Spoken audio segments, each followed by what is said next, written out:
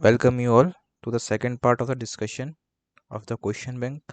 हमने पिछले पार्ट में देखा था 30th क्वेश्चन तक हमने डिस्कस कर लिए थे। अब हम उसके आगे क्वेश्चंस को डिस्कस करेंगे। Let's see what is the question number 31।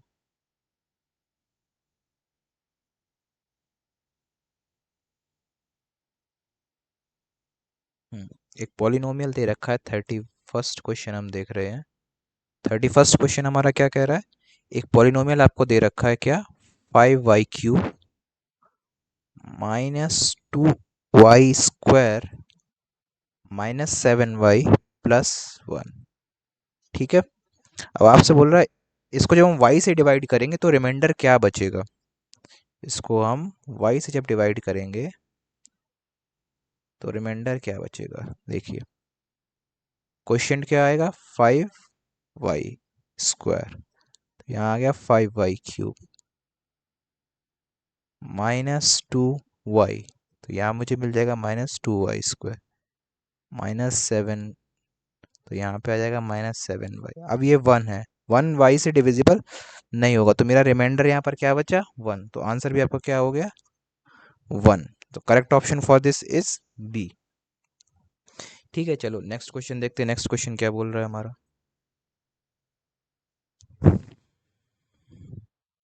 Next question हमारा बोल रहा है one of the factors, sorry या हाँ 32nd क्वेश्चन है। 32nd क्वेश्चन क्या कह रहा है, let's see. One of the factors of 16y² -1 + 1 - 4y whole square, उसका फैक्टर पूछ रहा है। तो दैट मीन्स पहले तो मुझे वो पोलिनोमियल पूरा सिंप्लीफाई करके एक पॉलिनोमियल पर सही से अरेंज करना पड़ेगा। देन उसका फैक्टर्स हमको 4y होल स्क्वायर है। तो ये होल स्क्वायर है तो a - b होल स्क्वायर वाली प्रॉपर्टी लगाएंगे, आइडेंटिटी लगाएंगे। a² + b² -2ab, यही होती है a - b होल स्क्वायर। तो आपका आ जाएगा 1 से ये 1 कैंसिल हो गया, 16y² अगेन 4y² क्या हो जाएगा, 16y² -8y। ये कितना हो गया, 32y² -8y। कुछ कॉमन आ रहा है इसमें, 8y में कॉमन ले सकता हूँ। तो इन ब्रैकेट आएगा आपका 4y -1। अब ये दो इसके इस पॉलिनोमियल के फैक्टर हो गए। तो लेट्स सी, कुछ ऑप्शन दिख रहा है हमें। 4y+1 दिखाई दे रहा है एक जगह, कुछ गलत किया है क्या इस ऑप्शन में। हाँ, यहाँ पर ऑप्शन शायद ये 4y -1 होगा। तो आइधर तो इसका ऑप्शन ये रहा हमारा ऑप्शन नंबर डी, 4y -1 और 8y, इन दोनों में से कोई एक होना चाहिए। हमें 4y+1 दिखाई दे रहा है, तो इसका ऑप्शन होगा आपका ऑप्शन नंबर डी, जो है 8y। ठीक है, अगर 4y -1 दिया होता तो 4y -1 भी आंसर होता। 4y+1 दे रखा है उसकी जगह। तो let's move to the next question, जो है आपका क्वेश्चन नंबर 33। क्या कह रहा है, इफ x+1y, आपको कितना दे रखा है, 4। आपसे पूछ रहा है x² + 1y²। आपको इसका फॉर्मूला डायरेक्ट पता है तो इट्स बेटर, नहीं तो आप इसमें a+ b का होल स्क्वायर वाली प्रॉपर्टी से भी वहां से आंसर निकाल सकते हैं। ठीक है, तो अगर मैं इसको a बोलूं तो ये होता है इसका आंसर a² -2। तो ये हो जाएगा 16 - 2, दैट इज आंसर इज 14। तो इसका ऑप्शन हो गया, करेक्ट आंसर इज बी। ठीक है, let's move to the next question.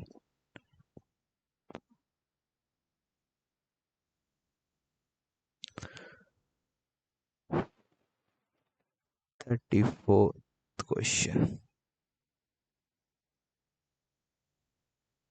34th question क्या कह रहा है हमारा, if a+b+c = 0, a³ + b³ + c³। अब देखो इसके लिए एक आइडेंटिटी होती है, अगर वो आपको याद है तो ये क्वेश्चन चुटकियों में हो जाता है। A plus B plus C cube, अगर मैं यहाँ पे इसको साथ में एक चीज़ और ऐड कर दूँ, -3abc, तो ये किसके बराबर होता है? A plus B plus C in multiplication with A square plus B square plus C square minus A B minus B A minus C A. अब आपको ये बोल रहा है ये वाला पार्ट आपको ज़ीरो दे रखा है, तो ज़ीरो से अगर मैं किसी चीज़ का मल्टीप्लाई करूँ, आंसर इन रिजल्टेंट मेरे पास ज़ीरो आएगा। तो आपके लेफ्ट हैंड साइड में बचता है A cube plus B cube plus C cube -3abc equals to zero. तो आपका आंसर होगा A cube plus B cube plus C cube is equals to 3abc। ठीक है,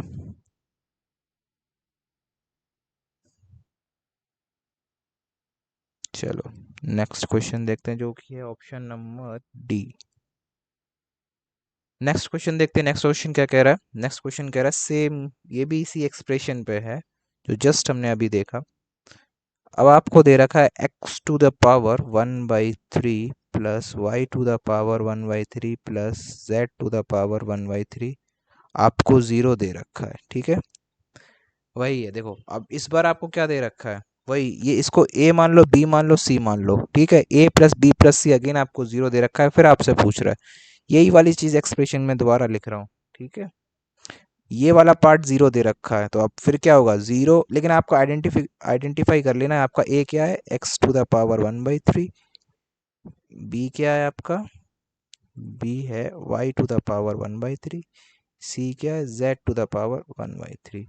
ए बी सी आपको जीरो दे रखा है, तो इधर मल्टीप्लाई करेंगे तो आंसर आपका जीरो आएगा, तो लेफ्ट हैंड साइड अगेन फिर वही आपको मिलेगा, A cube plus B cube plus C cube -3abc is equals to zero.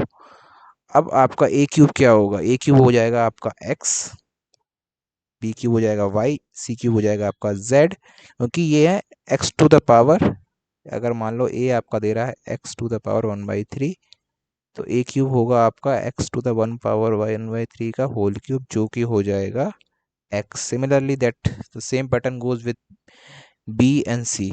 ठीक है, अब -3abc, तो अगर मैं 3abc को इधर ले जाऊं, तो ये हो जाएगा प्लस का 3abc, और ए की वैल्यू क्या है मेरी, X to the power 1/3 in multiplication with y to the power 1/3 z to the power 1/3। तो x plus Y plus Z आपका कितना हो गया, 3 × x to the power 1/3 y to the power 1/3 z to the power 1/3। तो ये आपका हो गया ऑप्शन नंबर बी। क्लियर है, चलो नेक्स्ट क्वेश्चन देखते हैं, ये कौन सा क्वेश्चन था, 35th, 36th क्वेश्चन देखते हैं। For what value of b is the polynomial is divisible by x-3। अब देखो x-3 से अगर डिविजिबल है, that means x-3 is the factor. Okay, factor of the given polynomial. अगर x+3 is a factor, then x is equals to 3 should be the zero of that polynomial. और polynomial मेरा क्या है, x³ -3x² plus bx - 6 is equals to 0। अगर उस ये इसका zero है इस पॉलिनोमियल का, तो दैट मीन्स मैं 3 जब इस पॉलिनोमियल में वैल्यू पुट करूंगा, तो मुझे क्या मिलेगा, पॉलिनोमियल की रिजल्टेंट वैल्यू ज़ीरो। तो पुट करके देखते हैं क्या आंसर आ रहा है। 3³ -3 × 3² plus bx - 6 is equals to 0। अब 3³ इज इक्वल्स टू हो गया आपका 27, और ये 3³ ये भी 27 हो गया, 3 × 3 = 9, 3 × 27 प्लस bx की वैल्यू रखना है, 3 रख दो, तो ये हो जाएगा b × 3, that is 3b -6 is equals to 0, 3b is equals to 6, b equals to 2। ठीक है, क्लियर है, आंसर क्या है इसका, ऑप्शन नंबर बी। चलो नेक्स्ट क्वेश्चन देखते हैं, नेक्स्ट क्वेश्चन क्या कह रहा है, 37th। If the area of the rectangle then find its possible dimensions. Rectangle, आपको एरिया रेक्टेंगल का दे रखा है in the form of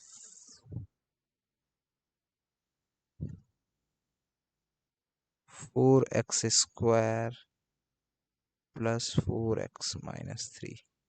area of rectangle क्या होता है? Length into breadth. ठीक है, दैट मीन्स अगर मैं इसके फैक्टराइजेशन करूं, ये क्वाड्रेटिक पोलिनोमियल है आपको, ये क्वाड्रेटिक, तो मैं इसका अगर फैक्टराइजेशन करता हूँ तो मुझे दो फैक्टर्स दिखाई देंगे, और वही दो फैक्टर्स क्या होते हैं? लेंथ इंटू ब्रेथ के फॉर्म में होंगे, तो वहाँ से मैं लेंथ और ब्रेथ बता सकता हूँ। तो फैक्टराइजेशन इसका कैसा होगा? फैक्टराइजेशन इसका होगा मिडिल टर्म स्प्लिटिंग से। ठीक है, मिडिल टर्म स्प्लिटिंग। देखो, मुझे इन मल्टीप्लिकेशन में क्या चाहिए ये बताते हैं, ये दोनों कौन कोफिशिएंट। तो मुझे इन मल्टीप्लिकेशन मुझे चाहिए 4 3 12, और ये वाला साइन बताता है माइनस करके दो नंबर मुझे ऐसे चाहिए, ए और बी मान लो, उनका मल्टीप्लिकेशन 12 हो और माइनस करने पर मुझे 4 दे रहा हो। तो ऐसे दो नंबर हैं, अगर आपको उसमें भी डाउट आता है तो फैक्टराइजेशन कर लो तो आसानी हो जाती है। इन मल्टीप्लिकेशन 6 2 3 is 6 और 2, that means 6 and 2 are the two numbers जिनका मल्टीप्लिकेशन 12 है और डिफरेंस उनका 4 है। तो कुछ नहीं, बस यहाँ पर वही उसी फॉर्म में इस बीच वाले मिडिल टर्म को ब्रेक कर लेते हैं। कैसे लिख सकते हैं बीच वाले टर्म को? 6x-2x, बाकी सारी चीज़ें सेम है। 4x² plus 6x minus 2x-3, तो ये बनता है आपका, अगर मैं कॉमन लूँ इन दोनों टर्म्स में से, तो 2x आता है आपका कॉमन, x+3 आपका इन ब्रैकेट, -2 कॉमन लेता हूँ तो यहाँ बचता है आपका x+3 इन ब्रैकेट। तो आपका 2x-2 इधर एक ये फैक्टर हो गया, x+3 ये फैक्टर हो गया। तो लेंथ इनटू ब्रेथ के फॉर्म में मुझे दो फैक्टर्स मिल गए, तो मैं यहाँ से कंपेयर करके कुछ आंसर बोल सकता हूँ क्या? 2x, कुछ गड़बड़ हुई है क्या?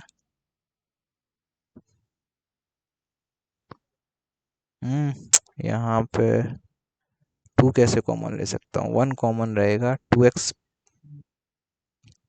-1 कॉमन लूँगा तो 2x+3, और यहाँ पे आएगा 2x-1 2x+3।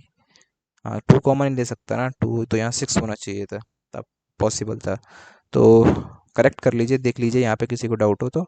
मैंने अगेन यहाँ पे -1 कॉमन ले सकता हूँ इन दोनों में से, तो मैंने -1 कॉमन लिया तो ब्रैकेट में आया 2x+3, तो इनसे फैक्टर बनाया तो ये बना 2x-1 और x+3, 2x+3। तो ऑप्शन करेक्ट मुझे मिल रहा है, ऑप्शन नंबर बी।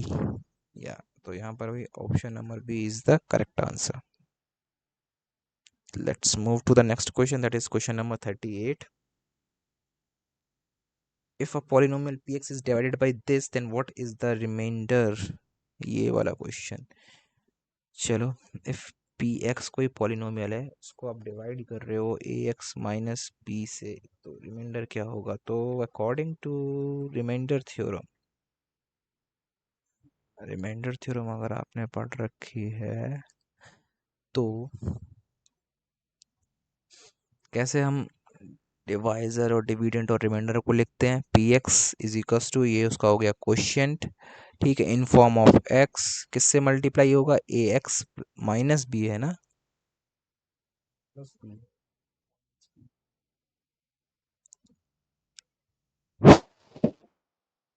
तो होगा ये ए एक्स माइनस बी प्लस जो आपका बचेगा रिमाइंडर। ठीक है, इसको इस फॉर्म में भी लिखते हैं ना, जैसे पी एक्स ये हो गया, ए एक्स माइनस बी से आपको डिवाइड करना है तो कुछ क्वोशिएंट आएगा इन फॉर्म ऑफ एक्स और कुछ आपका रिमाइंडर होगा, तो ये रिमाइंडर थ्योरम हो गया। अब जब x की वैल्यू में मान लीजिए b/a डाल रहा हूँ, प्लस b/a, तो क्या हो जाएगा? q ऑफ x, और x की जगह मैं रख रहा हूँ b/a, तो मुझे यहाँ पर क्या मिलेगा? रिमाइंडर qx इंटू ज़ीरो, तो ये वाला पार्ट तो ज़ीरो हो जाएगा, तो मुझे रिमाइंडर मिलने वाला है p इन ब्रैकेट b/a। ऐसा कोई ऑप्शन है तो ऑप्शन नंबर डी। तो आंसर हो गया इसका ऑप्शन नंबर डी। चलो नेक्स्ट क्वेश्चन देखते हैं, नेक्स्ट क्वेश्चन क्या बोल रहा है। 39th question, solve for. अब ये पावर के ऊपर पावर के ऊपर पावर वाले क्वेश्चंस हैं, तो कुछ नहीं, पावर को मल्टीप्लाई कर लेते हैं। बाहर है 2 और उसके बाहर है -2 और उसके बाहर है -1। ठीक है, तो पहले इसको सॉल्व करते हैं। तो क्या आएगा आपका, -1/3 का होल स्क्वायर करोगे तो मिलेगा आपको 1/9। अब फिर से उसका आपको पावर -2, तो दैट मीन्स 9 चला जाएगा ऊपर, 9 to the power 2। और फिर से इन्वर्स करोगे तो 9 to the power, इन दोनों का मल्टीप्लिकेशन करेंगे तो 9 to the power -2 आया। अब 9 to the power -2 हो गया 1/9², तो आंसर हो गया 1/81। Option number B is the correct answer. Direct यहाँ से भी मल्टीप्लाई कर सकते हो आप, देखो तो यहाँ से -1/3 है, इन पावर्स को मल्टीप्लाई कर दो, 2 2 4 और ये प्लस हो जाएगा, 2 × 2 4, माइनस माइनस प्लस, तो -1/3 की पावर 4, वहाँ से भी आ जाएगा 1/81। चलो नेक्स्ट क्वेश्चन देखते हैं क्या बोल रहा है। क्वेश्चन नंबर 40 कह रहा है आपका 1/3 to the power of -1/3 minus half to the power -3 plus 1/4 to the power -3। देखिए ऐसे कैसे सॉल्व कर सकते हैं। अब पहले इन ब्रैकेट को सॉल्व कर दे, तो ये आ गया 3 की पावर 3 -2 की power 3। Okay, then 4 to the power 3। ठीक है, अरे ये रेसिप्रोकल होता है, ये तो क्लियर है ना। अगर -1 है तो ये क्या है, इसका रेसिप्रोकल कर दो, इसका 1/3 का 1/1/3 का क्या रेसिप्रोकल हो जाएगा, ये 3 पहुंच जाएगा आपका यहाँ। ठीक है, वहीं से ये डायरेक्ट कर रहे हैं हम। ठीक है, चलो इनवर्स। चलो ये क्या हो गया, 3 3 से 9 3 जा 27 -8 और प्लस 4 4 जा 16 और 16 4 जा 64। तो कुछ दिखाई दे रहा है, हाँ ये शायद क्वेश्चन में प्रिंटिंग मिस्टेक है, यहाँ पर प्लस की जगह डिवाइड होना चाहिए। तो जो ऑप्शंस गिवन है वो आंसर बन जाएंगी, आएगा 19 ÷ 64, तो 19/64 ऑप्शन नंबर सी। अगर यहाँ पर डिवीज़न होगा तो, है ना, प्लस से शायद ये वाला क्वेश्चन सॉल्व नहीं होगा। अगर प्लस रखेंगे तो 19 + 64, जो कि शायद मुझे किसी ऑप्शन में नहीं मिल रहा है। तो एक बार आप इस क्वेश्चन को यहाँ पर देख सकते हैं, मे बी शायद ये टाइपिंग एरर हो गई है। क्वेश्चन नंबर 41 देखते हैं क्या बोल रहा है। Evaluate 5 to the power -1 into 3 to the power -1 to the whole power -1 divided by 6 to the power-। फिर से वही 1/5 इंटू 1/3, फिर इसका होल इनवर्स कर दिया, डिवाइडेड बाई 1/6, तो 1/15 to the power-1 divided by 1/6, तो ये आ जाएगा 15 divided by 1/6। Wait a second, कुछ गड़बड़ हो गई क्या? नहीं, गड़बड़ कुछ नहीं हुई। अब ये डिवीजन में 1/6 है, 15 डिवाइडेड बाई 1/6 है, तो ये चला जाएगा ऊपर, तो 15 × 6 क्या हो जाएगा, 90। ऑप्शन कुछ दिखाई दे रहा है ऐसा, ए।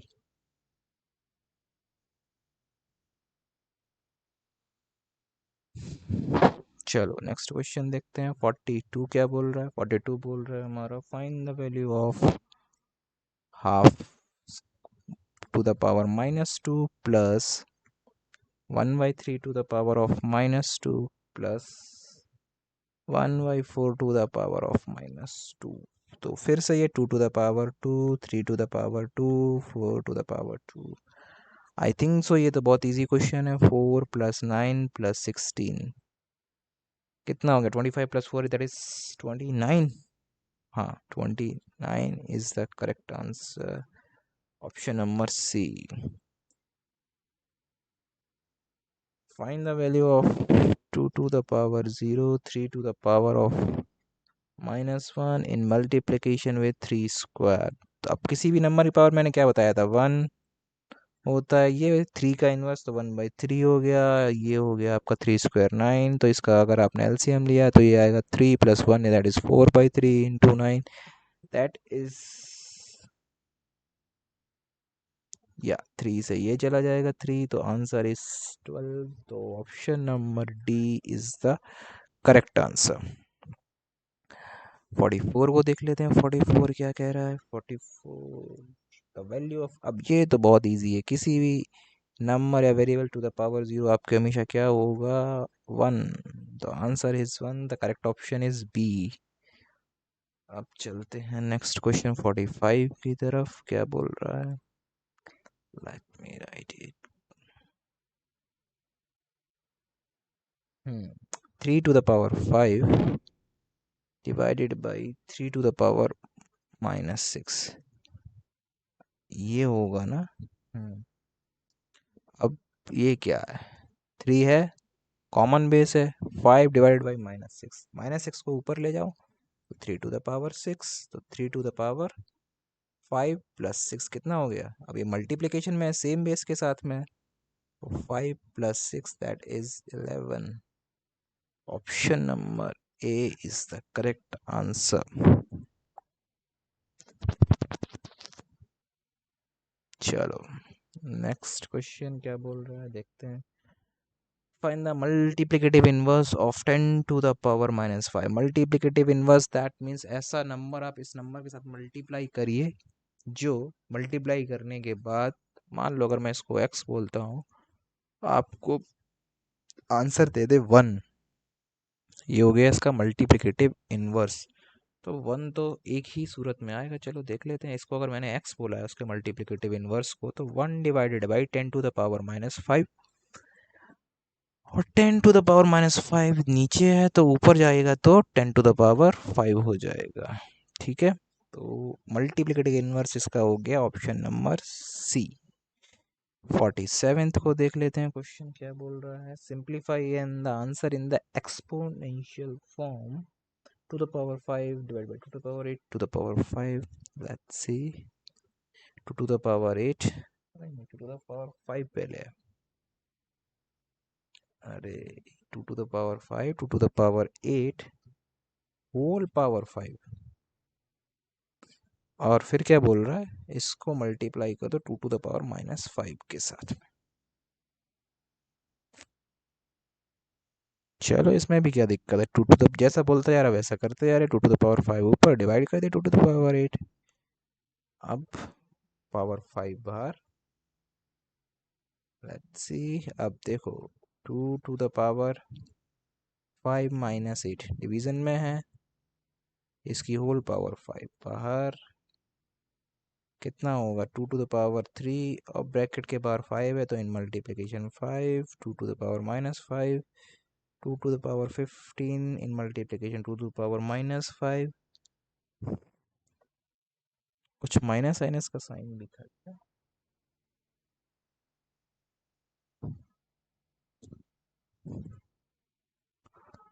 ये रहा -2 to the power 5 -8, तो -3 होगा ना, -3 इंटू 5 इट इज -15, तो 2 to the power -20 is the answer. छोटी सी मिस्टेक की वजह से आंसर 10 भी आ सकता था जो एक ऑप्शन में प्रेजेंट है, तो चूज वाइजली, थोड़ी सी अगर सिली मिस्टेक होती है उसकी वजह से ऑप्शंस में आंसर वो प्रेजेंट रहते हैं, ओके। तो let's see next question, question number 48।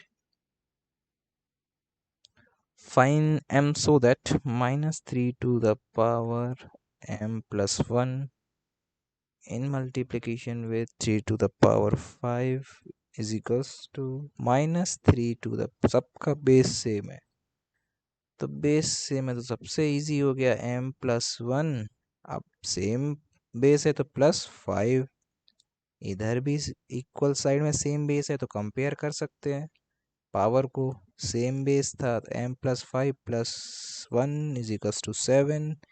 m की वैल्यू क्या हो गई, ये 6 हो गया, इसको इधर ले जाएंगे तो 7 माइनस 6, m की वैल्यू हो गई आपकी 1, जो कि है ऑप्शन नंबर बी। ठीक है, चलो नेक्स्ट क्वेश्चन देखते हैं क्या बोल रहा है। 49th question, 5 to the power m divided by 5 to the power minus 3 is equals to 5 to the power minus 5। Minus है प्लस है, प्लस है। चलो 5 टू द पावर, अब ये देखो सेम बेस है, नीचे डिवीजन में है तो m प्लस 3। अब ये तो इजी हो गया बहुत, m plus 3 is equals to 5, तो m हो गया मेरा 2। डिवीजन में था, मल्टीप्लिकेशन में पावर ऐड हो जाती है, डिवीजन में पावर सब्ट्रैक्ट हो जाती है, तो m ऑफ माइनस 3 हो गया आपका m प्लस 3। ठीक है, अगर बेस सेम है तभी हम ऐसा कर सकते हैं।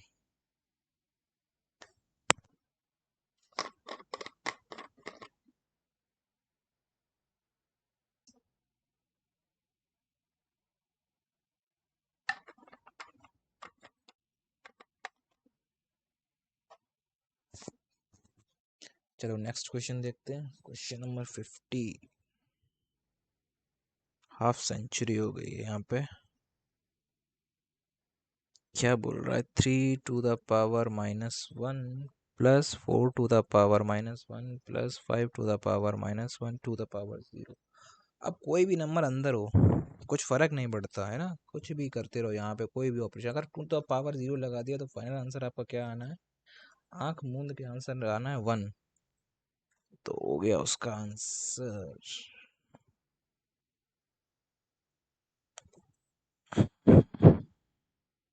0, मतलब 1, मतलब B option. Let's see next one. 51th question क्या कह रहा है, 1/3 to the power of minus 1। चलो माइनस के साथ क्या बोल रहा है, 1/4 to the power of minus 1 और फिर उसका होल का माइनस 1। कितने इनवर्स हैं, तो ये देखो ऊपर जाएगा, किसी को इसमें डाउट आ रहा हो ये ऊपर कैसे होके ये प्लस हो जा रहा है, देखो 1/3 टू द पावर माइनस 1, यही होगा। पावर डिस्ट्रीब्यूट करोगे 1 के ऊपर कुछ भी पावर लगी उसका तो 1 आना है आंसर। अब 3 to the power minus 1 division में ऊपर ले जाओगे तो क्या होगा, that means 3 to the power plus 1, यही होता है ना। देखो क्या बोला था ना, 1 ऊपर गया तो 3 टू द पावर प्लस 1। ठीक है, तो इसको मैं डायरेक्ट लिख रहा हूँ 3 टू द पावर 1। अरे रबूजा क्या हो गया, तो ये आ गया मेरा 3 to the power 1, 4 to the power, अब ये -1 की पावर -1। अब 1/-1 भी क्या होगा आपका आंसर, तो -1 आएगा। तो option number A is the correct answer for this question. ठीक है, आगे बढ़ते हैं, 52nd देखते हैं।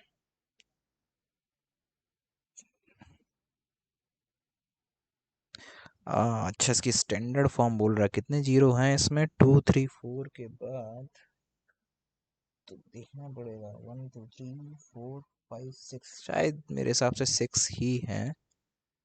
बाकी मेरे पास प्रिंटेड फॉर्म में नहीं है तो मैं अंडरलाइन कर नहीं सकता, स्क्रीन फॉर्म में देख रहा हूँ क्वेश्चन को। तो अगर ये 6 हो गए, और आपका स्टैंडर्ड फॉर्म आपको पता है ना कि एक नंबर इधर रखते हैं बाकी नंबर इधर रख देते हैं, तो 6 ये हो गए, और 7 और 8 है ना। अगर ये 6 0 अगर आपके में और ज़्यादा हो तो आप एक बार चेक कर लीजिएगा, लेकिन मैं स्टैंडर्ड फॉर्म ऐसे ही बता दे रहा हूँ कि कोई भी नंबर को इधर एक नंबर रखते हैं, 0.34, जीरो रख आगे लिखने से कोई फ़ायदा नहीं। 10 × 10 टू द पावर उतने कितने ज़ीरो, जितने बार डेसिमल बाद लगाया इधर साइड मूव किए, तो 10 टू द पावर 8, तो इसका करेक्ट आंसर है option number A. 53rd question क्या कह रहा है,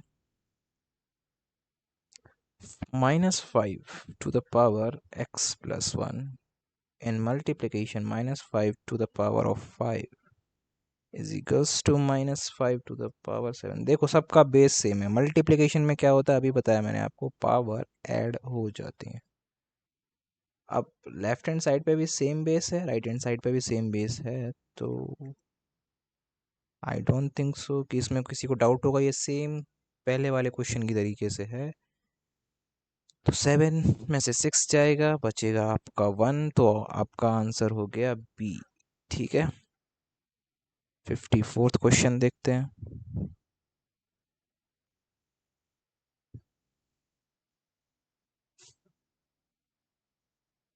54th क्वेश्चन क्या है? How many natural numbers lie between 18 square and 19 square. अब देखो 18 स्क्वायर है, 19 कंसेक्यूटिव नंबर्स है। कंसेक्यूटिव नंबर्स में अगर मैं इसको n बोल दूं, इसको ये क्या हो जाएगा n+1, है ना। कंसेक्यूटिव के स्क्वायर के बीच में कितने नेचुरल नंबर्स लाई करते हैं, तो वो डायरेक्ट हम बताते हैं कितना, 2n से, या फिर इस वाले फॉर्मूले से n+1 square minus n square -1, वहां से भी आप निकालोगे तो आएगा 2n। आपको याद क्या रखना है, कंसेक्यूटिव नंबर्स के स्क्वायर के बीच में 2n नंबर्स होते हैं, और n की वैल्यू क्या, जो स्टार्टिंग नंबर आप ले रहे हो। तो यहाँ पर क्या है, n की वैल्यू आपकी 18, तो कितने स्क्वायर कितने नेचुरल नंबर्स होंगे इसके बीच में, 36। चलो नेक्स्ट क्या बोल रहा है, 55th। ये तो अच्छा, √5 625, यही है, हाँ। किसके अंडर रूट ऑफ दिस क्या होता है, 75। चलो अब आपको बोल रहा है पहले दूसरा नंबर को सॉल्व कर लेते हैं, बाद में उसको एडिट। 2 पॉइंट बाद डेसिमल है, उड़ाया इसको और नीचे, क्योंकि ये पूरी सब कुछ अंडर रूट में उड़ाया, तो नीचे आ गया 100। ठीक है, अब देखो √5 625 हमें पता है क्या है, 75। √100 क्या होता है, 10, तो क्या आ गया 7.5।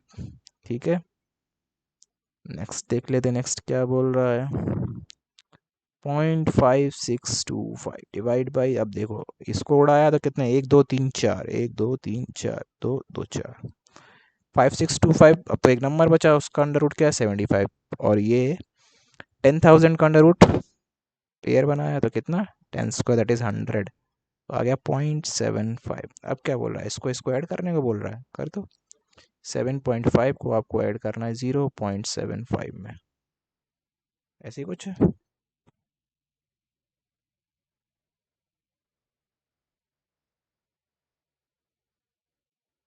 सही कर रहा हूँ मैं?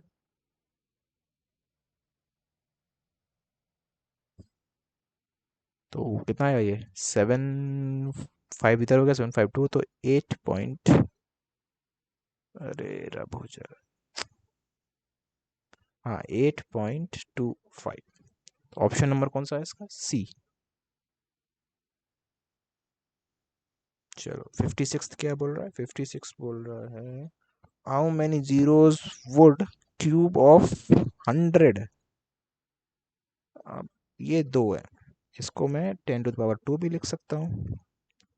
3 2 या कितना हो गया, 6, तो कितने जीरोस होंगे इसमें, 6। Option number C is the correct answer. Let's move to the 57th question. 57th क्या कह रहा है, प्राइम फैक्टराइजेशन करके आपको 5832 का क्यूब रूट बताना है। दैट मीन्स आपको 3 3 का पेयर देखना है, तो 5832 है ना। अब प्राइम फैक्टराइजेशन यूज करना है, करते हैं। 2 2 जा 4, 2 9 जा 18 और 16। ठीक है, 2 1 जा 2, 2 4 जा 8, 2 5 जा 10 and 2 8 जा 16, 2 7 जा 14, 2 2 जा 4 and 2 9 जा 18। 7 2 9 ये जाएगा अब आपका 3 से, तो 3 2 जा 6, 3 4 जा 12 and 3 3 जा 9। ये क्या हो गया, 4 2 6 3 9, ये भी 3 से जाएगा, 8 3 जा 24 एंड दैट्स 3। ये आपका 27 3 9 3 तीन तीन का पेयर बनाना है, क्यूब रूट निकालना है, ये हो गया, ये हो गया, ये हो गया। तो कितने मेरे पास नंबर आए, 2 × 3 × 3 6 3 18। तो cube root of 5832 by using prime factor addition is 18। तो option number C is the correct answer. अब देखो 58th क्वेश्चन। आपको पेन ही नहीं चलाना है। अगर आपको रूल याद है तो किसी भी नंबर का स्क्वायर करने पर मुझे कभी भी उसका यूनिट प्लेस 8 नहीं मिलेगा।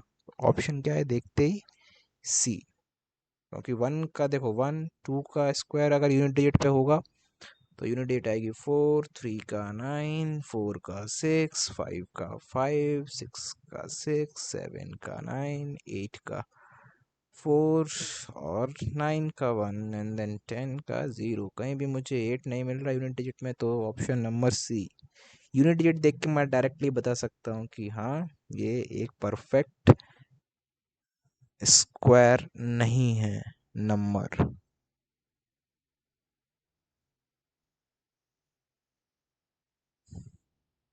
जैसे परफेक्ट स्क्वायर नंबर्स कौन कौन से हैं, 25, 5 का स्क्वायर होता है ना 25, तो परफेक्ट स्क्वायर है ये। 49, इस टाइप से। तो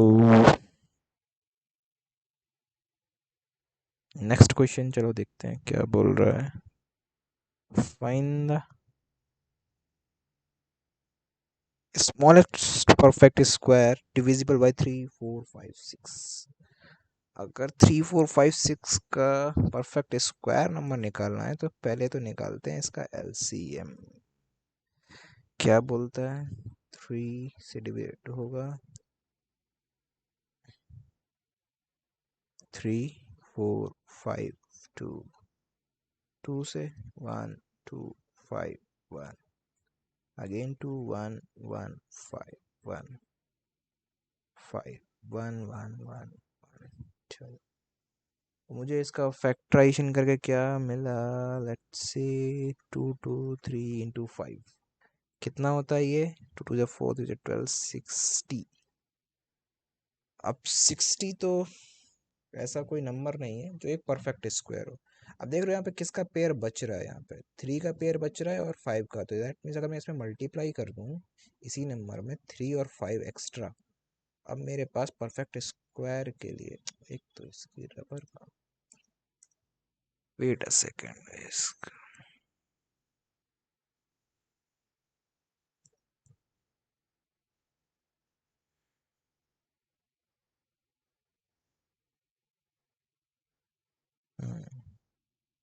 तो देखो 2 × 2 ऑलरेडी था,